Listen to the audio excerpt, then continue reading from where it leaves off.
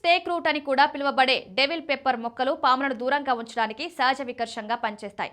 ఒక్క మాటలో చెప్పాలంటే ఇది పాముల వికర్షిక మూలిక అంటారు. దీని వేరు నుండి వెలువడే విచిత్రమైన వాసన పాములను దూరంగా ఉంచుతుంది. గరుడ వృక్షం ఇది ఎత్తుగా పెరిగే ఒక చెట్టు.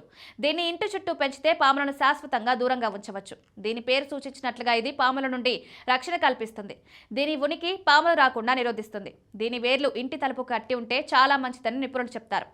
పాము రూట్ దీన్నే సర్పంద అని కూడా అంటారు. ఇది ఒక ఔషధ మొక్క.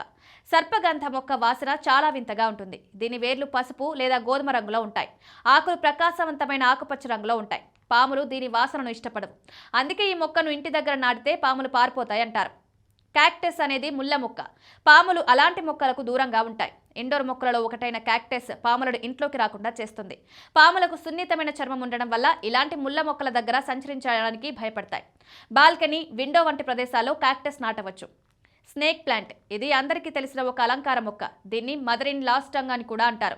దీనికి పొడవైన వేరుకాండం, గట్టి ఆకులు ఉంటాయి. స్నేక్ ప్లాంట్ ఆకులు పదునుగా ఉంటాయి. దాని రసాయన కూర్పు పాములను దూరంగా ఉంచడంలో సహాయపడతాయి. పాములు ఈ మొక్కలోని రసాయనాలను తట్టుకోలేవు కాబట్టి అవి దూరంగా ఉంటాయి.